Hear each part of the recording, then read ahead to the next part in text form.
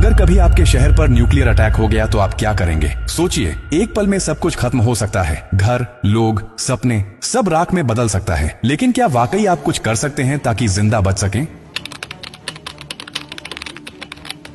हाँ, अगर आप अभी से तैयार हैं, ये जानकारी जिंदगी और मौत के बीच की दूरी तय कर सकती है। क्योंकि जब एक न्यूक्लियर बम गिरता है तो सिर्फ धमाका ही नहीं होता, उसके बाद शुरू होता है वो खतरनाक खेल जिसे कहते हैं रेडिएशन फॉलआउट। और उसमें जो जिंदा बचता है वो भी धीरे धीरे मरने लगता है। सबसे पहले जानिए कि जैसे ही न्यूक्लियर बम गिरता है, एक तेज सफेद रोशनी आपके सामने आती है। इस रोशनी को देखना मतलब अपनी आंखों की रोशनी खो देना। आप अंधे हो सकते हैं, स्थायी रूप से। इसलिए पहला कदम, जैसे ही धमाके की खबर मिले या रोशनी दिखे, तुरंत जमीन पर लेट जाइए, अपनी आंखें और कान बंद कर लीजिए और चेहरे को किसी कपड़े से ढक लीजिए। ये पहली रक्षा है। अब सवाल उठता है कि कहां जाएं? तो याद रखिए, अगर आपके आसपास कोई मेट्रो स्टेशन है, बेसमेंट है, अंडरग्राउंड पार्किंग है, तो वहीं भागिए, क्योंकि जमीन के नीचे रहना न्यूक्लियर फॉलआउट से बचने का सबसे कारगर तरीका है। लेकिन अगर कुछ नहीं है तो अपने घर को ही शेल्टर बनाना पड़ेगा। सारी खिड़कियां, दरवाजे बंद कर दीजिए। हर छोटी छोटी दरार को भी किसी कपड़े, टेप या गत्ते से बंद कीजिए। हवा का एक भी रास्ता नहीं खुला रहना चाहिए। अटैक से पहले या जैसे ही खबर मिले, आपके पास सिर्फ कुछ मिनट होंगे। उसी वक्त पानी भरिए, बाल्टी, बोतल, ड्रम, जो भी है।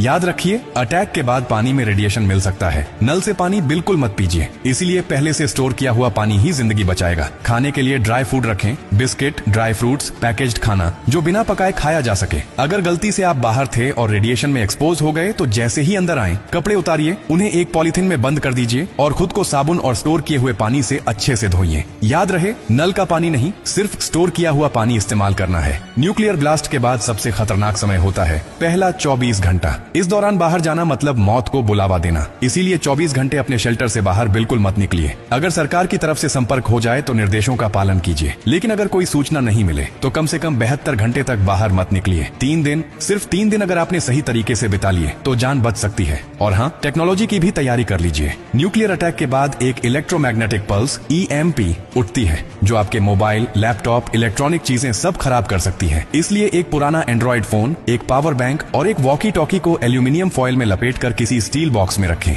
ये आपको बाकी दुनिया से संपर्क में रखेगा। सबसे जरूरी बात, घबराइए मत, पैनिक नहीं करना है। हर फैसला सोच समझ कर लीजिए, क्योंकि न्यूक्लियर अटैक एक टाइम गेम है। जो जितना शांत रहेगा, उसकी जान बचने के चांस उतने ही ज्यादा होंगे। और याद रखिए, ये जानकारी सिर्फ आपके लिए नहीं, बल्कि आपके परिवार, दोस्तों, पड़ोसियों और पूरे समाज के लिए है। क्या आप अकेले सुरक्षित रहना चाहते हैं? नहीं ना? तो इस जानकारी को हर उस इंसान तक पहुंचाइए जिसकी जिंदगी की आपको परवाह है। हो सकता है आपकी एक शेयर से किसी माँ का बच्चा जिंदा रह जाए, किसी पिता की आखिरी उम्मीद बच जाए, किसी बहन का भाई लौट कर घर आ जाए। और यही तो असली इंसानियत है। और हाँ, जब आप जिंदगी बांट रहे हैं तो एक वादा भी